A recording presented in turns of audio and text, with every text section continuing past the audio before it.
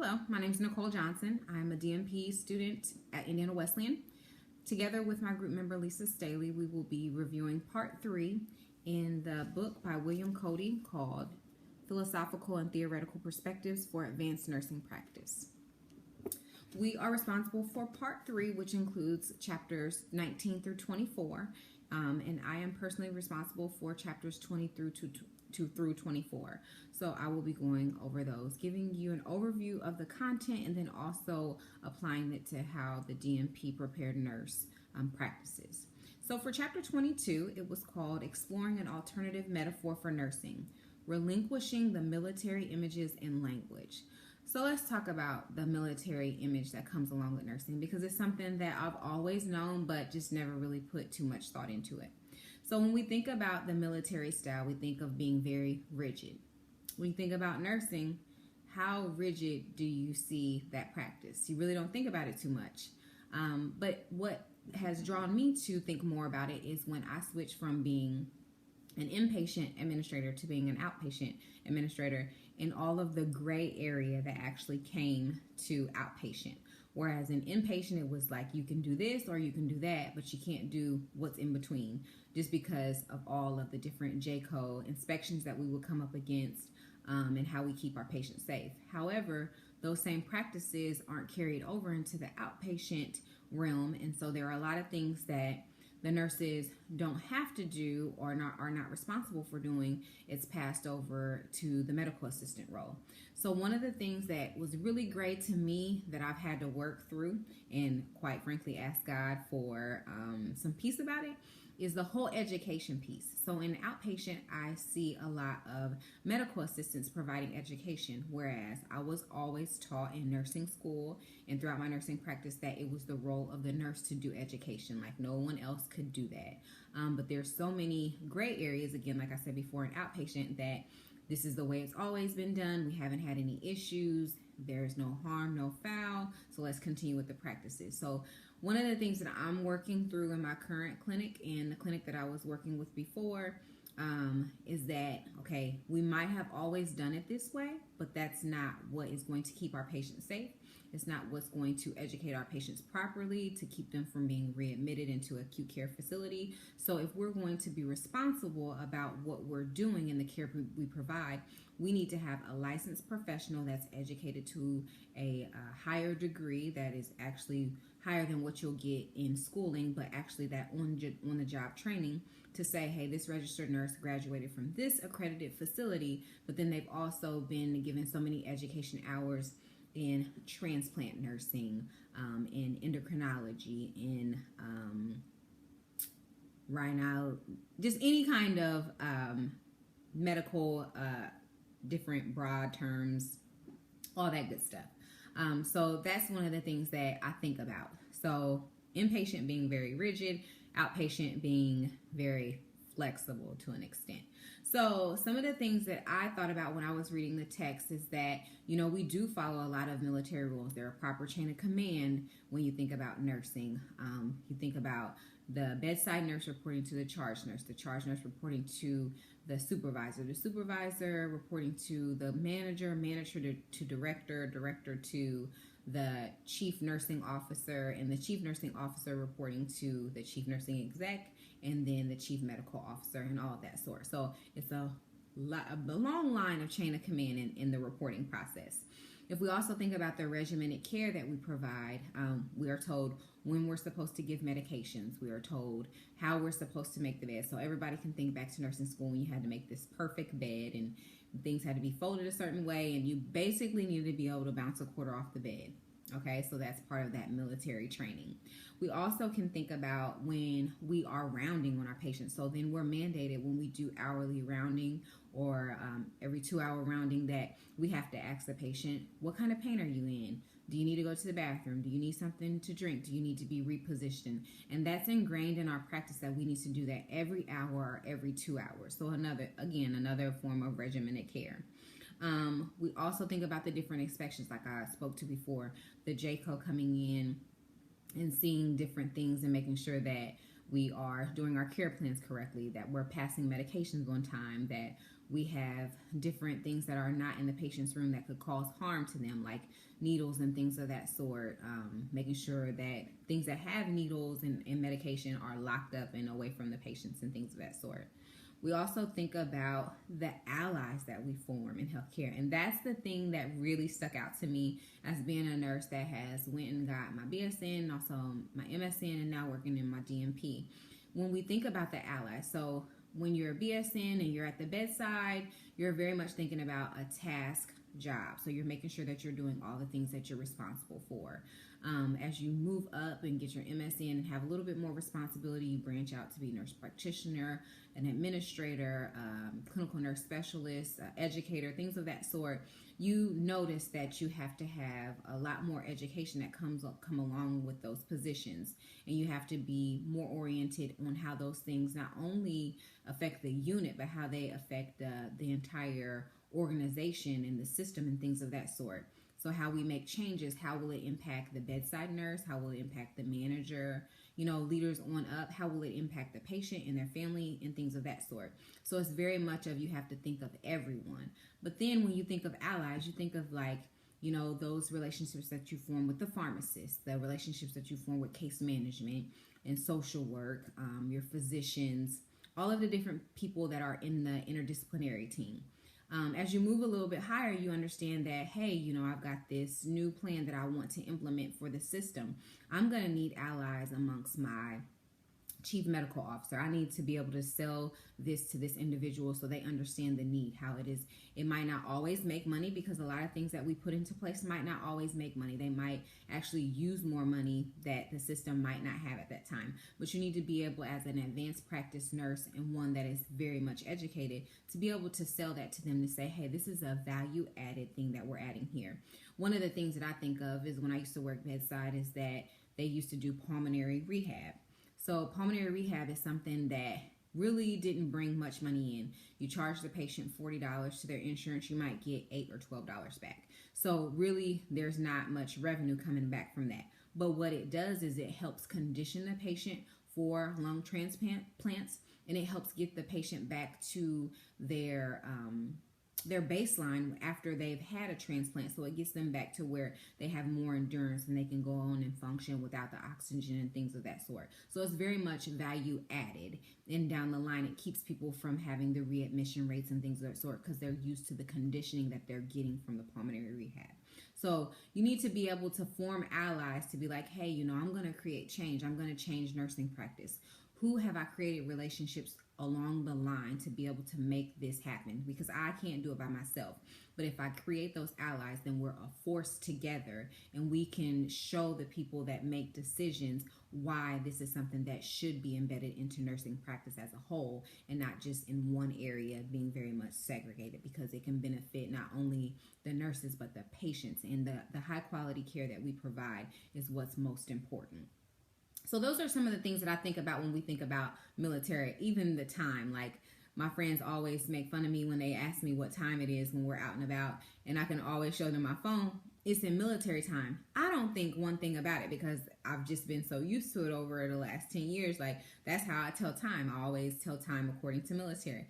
My friends look at my phone and they're like, are you serious? What time does that mean? Like, or they won't even ask me because they already know my phone is different. Don't do it. So it's just something that's very much embedded into my practice, and then even it goes over into my personal life. You know how things should be done. They need to be done a certain way. Get it done. So if we go back to the text, we think about things. The text first describes that language is used to describe nursing practice and nursing leadership, and it has a profound influence on what nurses believe about themselves and their work relationships, and indeed the very essence of their reason for being. So when we think about that, we know that language plays a very viable, very, very strong role in how we interact with other people and how we view ourselves. If we go a little bit more into it, we understand that language and attitudes, how nurses talk and how they treat other people, it shows you how they think about the relationships with their patients, their family members, and also their coworkers. So like me, if you were to follow me around, you'd hear me say my a lot when I'm talking about my patients, because during those 8 or 12 hours, they're my patients. I'm going to do everything that I can to take care of my patients. Or if you catch me when I'm in my primary role as being a nurse administrator, you'll hear me say my staff or my doctors a lot, because they're mine, and I'm going to do everything I can to protect them. Very much like a soldier protecting the country, I am a nurse administrator, and I'm going to protect the people that I'm responsible for during that time span. So you'll hear me say my a lot, just because I take pride in taking care of people and protecting people. So that's the attitude that I convey, that I'm very caring, I'm very protective. That's me. That's Nicole as a nurse. That's Nicole as a person also.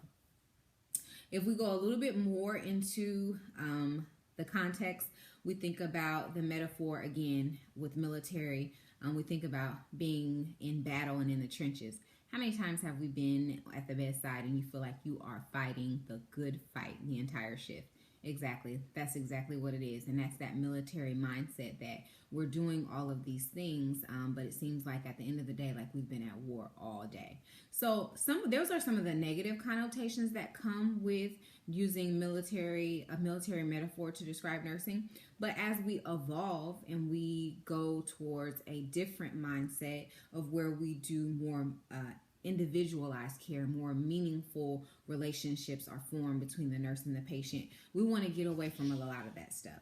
So we go from like the military metaphor to that frontier metaphor.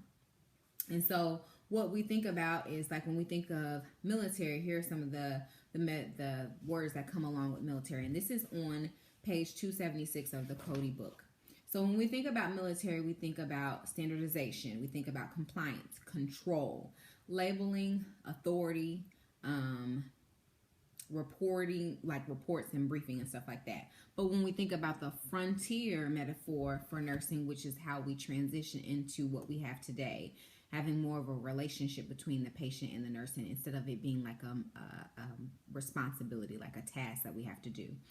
We look at change. We think about innovation. We think about freedom, lack of restriction. We think about community, which is very, very important. We think about collaboration, which is working together. We think about dream catchers. So we think about the nurse that has more dreams than just working at the bedside, or they love the bedside so much they want to change all of the things that the bedside nurse has to deal with every single day.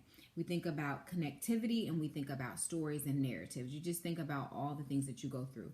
One of the things that this made me think about is that, you know, all of the experience that I've had over the years as a nurse, like, I have had some of the wildest experiences. And it just made me think, Nicole, you need to journal this, because as you continue to be a nursing administrator, as you continue to be a nursing instructor, you need to be able to share some of these stories with, like, your students and your coworkers and your direct reports, because these are the things that connect to purpose. Okay, so why do we do nursing? What makes you be the kind of nurse that you are? What makes you want to do more research? What makes you want to change? Because as the circle continues to turn, I'll go from being the nurse that's providing the care to being the nurse that receives the care. And it's my hope that all of the teachings that I've put out and all of the direction that I've given, that some nurse has taught another nurse, and that nurse ends up being my nurse, and she gives me the good care that I've given. So as we transition from that military mindset to that frontier mindset, the DMP nurse understands that you have to continuously evolve, and you have to embrace change, and you have to help to encourage other people around you to accept that change also, which is very, very important. One of the articles that I did get to supplement this text, I got it from Jenadine Lim, which is a nurse that helped write this article. The name of the article was called Leadership in Nursing, Lessons Drawn from the Military Metaphor and the Role of Health Services Research. So just very quickly, it went into this like 4 different lessons of knowing number 1 was the importance of intelligence in the successful achievement of the mission of the nursing profession. And so what that basically said for the DMP nurse is to remember Florence Nightingale and how she was viewed as one of the pioneers of health services research. One of the things that Florence basically was very set on is that she viewed her studies and she also used publications of outcomes in hospital care to provide recommendations for appropriate actions to address poor outcomes. It says that Nightingale viewed outcomes information as a means to also improve patient outcomes and the quality of care. She argued that compiling and decimating outcome statistics for hospitals are critical to understanding and improving care, which is essential for the DMP prepared nurse. If we look more into that, we use those things to improve outcomes by making sure that things are safe, that there's effectiveness in the things that we do, that nurses are able to perform very efficiently, that we look at the disparity, so there's equity, so that we understand how to approach different disease processes, that we fight from a very, like if we get out there and we are advocates to help fight to make sure that healthcare is affordable for all people, that people are able to get healthcare in a very timely fashion, that there's a continuity in care, which is why you'll see a whole lot more of those 12-hour shifts, because you get more of that continuity, and that the care is appropriate and acceptable within a certain degree.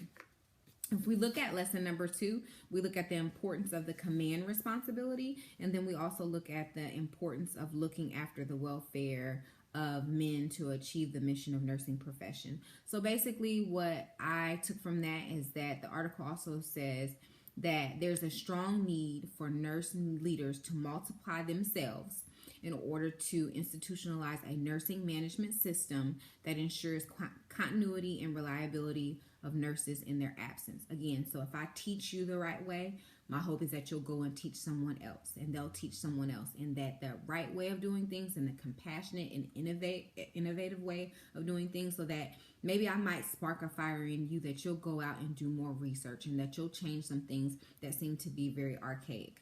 That's just how that works. It's the charge is to certainly not only to carry out the proper measurements yourself, but to create individuals around you that carry out the same thing also, okay, and that they're very much in the same knowledge as you are. And so that did lesson 2 and 3. Lesson number 4 was the importance of creating an alliance. We talked about allies before. So making sure you create those relationships, because those relationships will help you to get ideas off the ground and get them in place to improve healthcare. So again, this document helps support some of the things that were in the book. Very appreciative of that, and it just lets you know that nurse leaders have a very, very high responsibility for, making sure that the fire is started and that the torch just keeps getting carried on, so that we can keep creating an environment in healthcare that will produce high quality care, so that with all of these different comorbidities that come into the hospitals that seem like they're very much give the patient a poor prognosis, that we can fight against that, and we can help to turn around the health issues that our patients face and give them a brighter outlook on, hey, I know you got this diagnosis, but we can do all these things through education and being proactive to help you live a long and satisfying life. And so that was my summary of chapter 22, in which we talked about like the military metaphor and how we have to very much change that so it's not so rigid. And that's when we change it to the frontier, it's not me saying like we need to disregard all of the rules. It's just how do we maintain within those rules? How do we keep the patient safe within those rules? How do we expand the field of nursing and healthcare as a whole within those rules? So not disregarding the rules, but still being very innovative and preeminent within that context. So there is my interpretation of chapter 22. So as we go on to chapter 23 is titled Nursing Science in the Global Community. So basically what we're talking about in the global community is how many times do we just think that what we are going through, we only think about what we're going through in the United States. I mean, we see different things over in the different countries and we want to donate money and stuff like that. But how many times do we take those things and change our day-to-day lives and our day-to-day practice because we know what's going on somewhere else? I'll give you a few times. So when the whole thing was going on with the Ebola over in Africa, we thought, okay, we better be proactive about this because we've already got these cases in Atlanta and stuff like that and in Texas. So we better get on the ball about this. So I was very much a part of the task force that helped create a unit within our hospital to be able to equip with the chance that we would get an Ebola patient. So I was on the special pathogens team back in 2013, 14, all the way up to 2016. So I actually was able to get a patient that was suspected of having Ebola back in like June of 2014. Now that was something scary, but I was very much, my senses were heightened because I knew what was going on. So it was just like, okay, now this is a global thing because it can come here. But think about all the times we don't think about the global community and we're just very much focused on what's going on in the United States of America. And that's one of the things that I really, really like about Indiana Wesleyan, because being a part of the global society is very much of a focus, because God deals with everyone all around this globe, and so we really need to understand what's going on with our brother and sister in Africa, in Europe, in Australia, in Japan, in South America, everywhere around the world. We need to know that the things that affect our neighbors, our brothers and sisters, affect us also. So how do we utilize our education and our experience to help to impact our brothers and sisters that are elsewhere? So in chapter 23, it basically states that the knowledge development and research are generally embedded in the cultural values and perspectives. So we just very much need to be very globally aware of what's going on, that we need to have a lot of consultations, a lot of collaborative research, and a lot of exchange with visitor arrangements. So like going over to Haiti, going to Korea, going to Africa. That's very much important, to be able to take what we know and learn about other cultures and then see how those things compare, how they contrast, and how it can benefit all by us putting our minds together and to create different practices and things of that sort. So when we think about going into this global community, we think about different perspectives. So there's a contextual perspective. So the influence of the United States has a impact on the social environment regarding nursing theories. They also have a quantitative perspective. So we need to look into expanding or having that rapid expansion of the U.S. doctoral programs that help shape nursing journals, nursing scientists, and also the degree of international specific representation in different journals. So making sure that DNP Prepared Nurse has a broad range that they can touch different aspects. And also the qualitative, so the degree in which the U.S. values have shaped the nursing theory. So where the U.S. very much supports that doctoral degree within nursing, to be able to spread that influence other places so that they understand that nursing education and research is something that very much needs to happen in order to expand our global community. So like I said, education, employment, anytime you educate nurses across the board to be able to deal with some of these global issues, you help with health promotion and also the risk reduction. So like I said before, nurses are very much educators. We teach a lot. So being able to take the different things that we know and teach it across all the different borders is very much important. We're able to meet the expectations of the client and just, take it and run with it. So as far as how it really relates to the DNP nurse, on page 282 of the book, we talk about how the American nurses are recognized as leaders in doctoral education in the world. So just more support with how that goes. And then the author goes on to say that a case for the U.S. doctoral faculty needs to pay attention to global content and international nursing issues to be able to emphasize comparative studies and assist in international students to gear their doctoral research to problems in their own country. So being able to support that nurse in getting their doctoral degree to help support others getting into those things so that we can help to do more research to help to develop nursing, to help develop healthcare as a whole. So while the United States is leading the forefront, it is something that we want to be very, very contagious to spread to other countries also. We want to make sure that as we are going into the other global communities and we're doing our different research and stuff like that, that we're adding to the values that are already there, that we're being very respectful of the things that we see, and then being able to pull those out and highlight to other countries, this is what you're doing very well. Have you thought about this? And have you thought about the importance of making sure that education is the forefront of the nurse and not just keeping them at a certain statue, to make sure that they're not the lowest person on the totem pole, but to see how important they are within the nursing field. Let's see.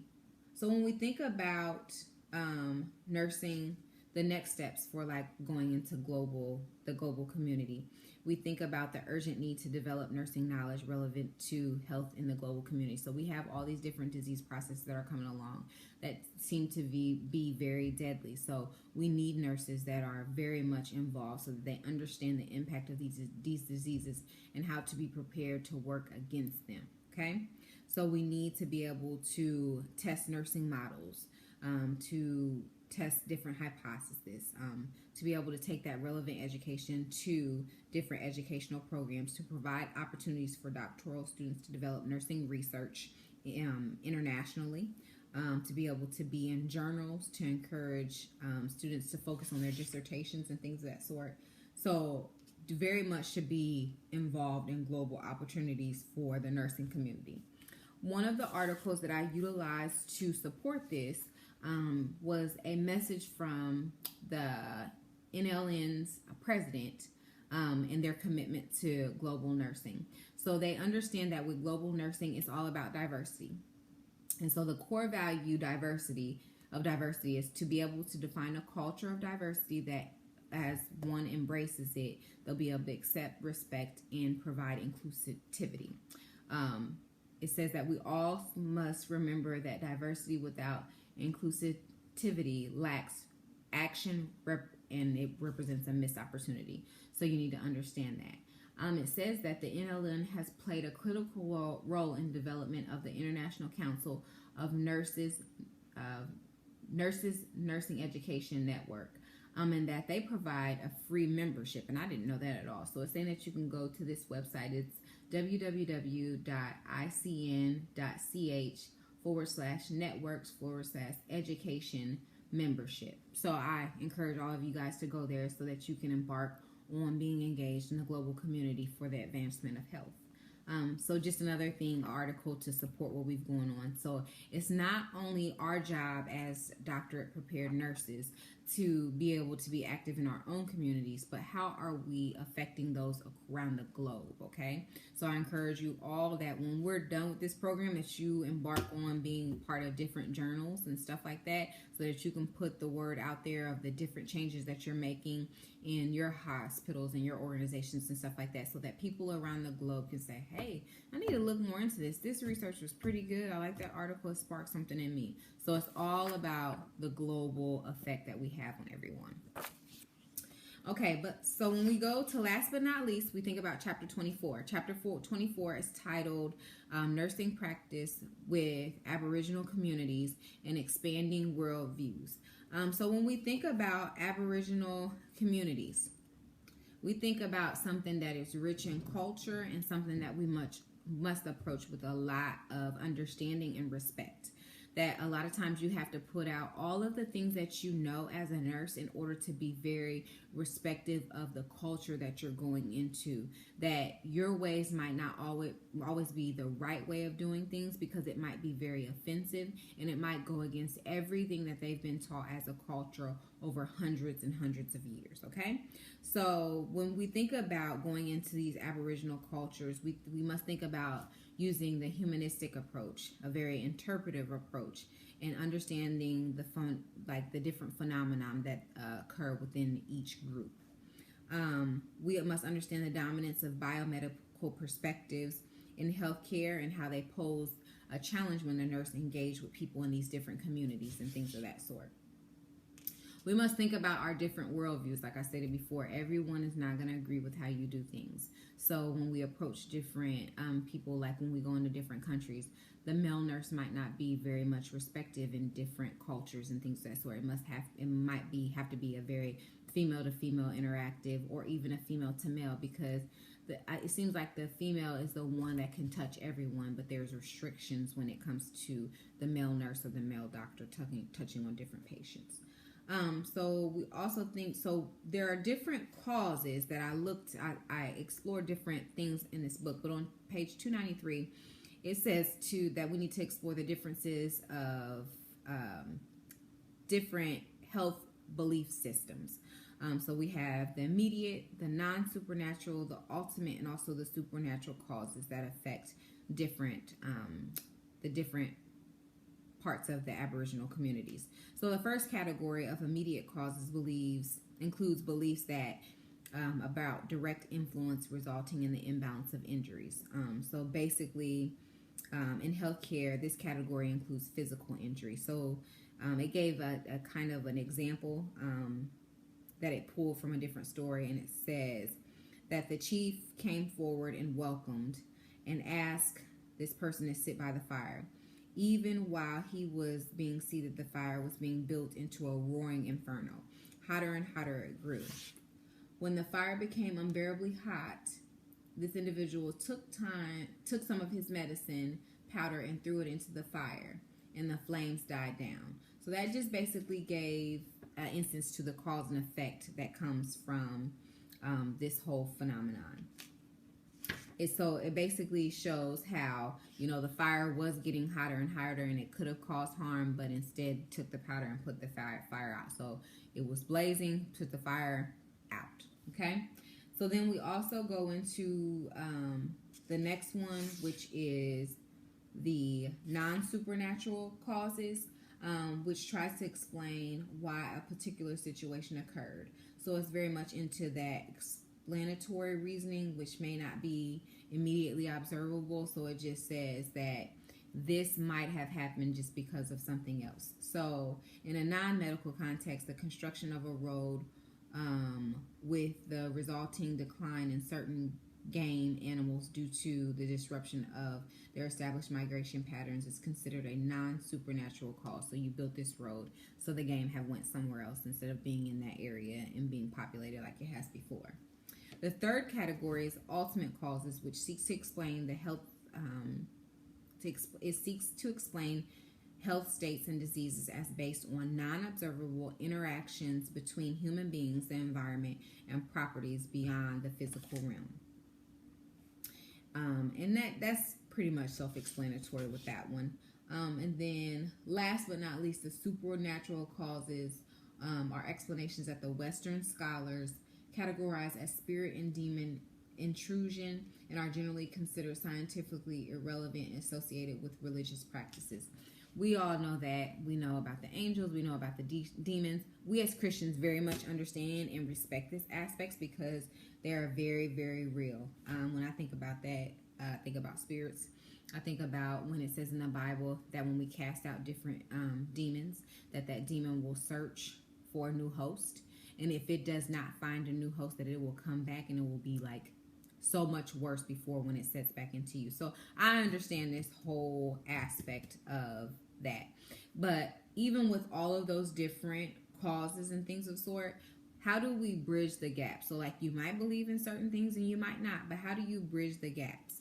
Because although there are differences in worldviews, the possibilities of inclusivity also arise. So even though you might not believe in stuff, how do we work together in some form of harmony? So we know that health promotion is what our goal is, but sometimes that can be hard because, like I said, it can be accepted or it cannot be accepted. So we have to be very much in tune with like the elders of the society to learn about the different things that are acceptable in the culture, things that are not acceptable in the culture is very, very important. So current approaches within the existing healthcare system seek to acknowledge diverse worldviews and aim to correct disparities in the Aboriginal health often remain located within the categories of immediate and non-supernatural causes. So we know that. So in conclusion for this chapter, I like it because the book points out the significance of worldviews in providing nursing care cannot be overstated. In understanding Aboriginal communities, their values and experiences of health and healing, nurses must consider diverse perspectives in addition to the dominant worldview of biomedical science. So you have to accept a lot of the things that are going on with those communities. Diverse health beliefs are evidence in the complexities and ambiguities of knowing the reality of Aboriginal worldviews that can be explored through a framework. If the holistic care is to be fully enacted, diversity in the ways of knowing and being among healthcare providers in the Aboriginal communities must be recognized, which is very, very important. So when I think about an article to support that, the article that I came up with was by Caroline Foster. It's called What Nurses Should Know When Working in Aboriginal Communities. So it says nurses working in Aboriginal communities need to understand the history, the socio-political climate, and the culture within the specific community. It's also talking about how nurses, it requires nurses to have a broad knowledge base that includes clinical and psychosocial knowledge through self-awareness. This article was very, very good because it talks about the respect that you have to provide when you're going into these different communities. It talks about you need to consider the patient's perspective to be able to provide sufficient privacy and to provide adequate explanations for procedures and to be able to provide results and to not use a harsh or condescending tone when you're talking to elders. It's saying that nurses need to recognize that although the various Aboriginal cultures have some similarities, that they all have significant differences, which is very important. And depending on the area, the nation, and the effects of events through history. So, you never know what these cultures have been through, like some of the disparities that they've had, some of the devastations that they've had. So they might be very reluctant to trust you or to try something new. So you need to be very much on top of the culture and history of these different communities that you go into. It also talks about the knowledge of the cultural and historical and health information resources in the community, and the nearest urban center is also very useful. The best resources for traditional knowledge and history are the community elders. So you have to connect with those elders when you're going into these different communities. So lastly, what I thought was very, very important is that it is the nurses' responsibilities and the employers that they work with to ensure that healthcare personnel have the skills and the desire to fit into the community. So when I think about this, even not in the Aboriginal aspect, I think about me working at the hospital that I work at. It's downtown Indianapolis. I think about a lot of the suburban nurses that come down there that have never known a struggle in their life. So bills have always been paid, never had to want for anything. And then you're taking care of a population that, they know what it's like to have things cut off. They know what it's like to be homeless. They know what it's like to want to go to the doctor but not have the money or the transportation to get there.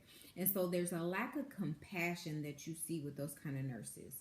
So I think that it's very important that you're trained with different sensitivity to be able to relate to those individuals, to be able to care for them holistically. Because it's one thing to show up to be the nurse, pop the pills, give it to them, do your charting and go home. But how do you relate to them? How are you able to take what we talked about before in discussion, that lived experience or that empathy, and be able to apply it to your nursing to be able to connect with that patient that you have? So it's very much you have to have the education and you have to have that experience, and the two together allow you to have a very powerful impact on the people that you're taking care of, because it's not just the body you're taking care of, you're taking care of their mind. You're taking care of their families. You're taking care of everything, hence holistic. And you have to be able to meet all of the needs that they are presenting to you. Aboriginal communities that hire healthcare staff, directly should provide mentors. So you have to have a mentor to be like, okay, here's some of the things that you might want to work on with your approach. Here are some of the things you might want to research when we go into this community, because it's different than anything that you've ever experienced before. And it says that nursing and Aboriginal communities benefit greatly from healthcare personnel who understand the culture, history, and traditions of the people, and who consistently act with compassion and respect. And I think that about sums the last three chapters up. So chapter 22, 23, and 24, it just basically shows how, as we continue upon our educational journey as being a DNP prepared nurse, that we must be able to take that military metaphor and turn it into something very positive in the front door, being able to make those relationships, to be able to be in the moment with the patient, to be able to inspire others to do great things, to be able to go into the global community and make an impact globally and not just in our own little pocket in the world, and to be able to go into those communities that people really haven't touched before, to be able to respect what they have already created, and to be able to bring ideas that they can slowly implement, because we don't want to give them overload, but slowly implement some of the things that we know as educators, as professionals, to apply to their common daily practices, to be able to give them a higher quality of life, to be able to deal with some of the health disparities that they deal with daily.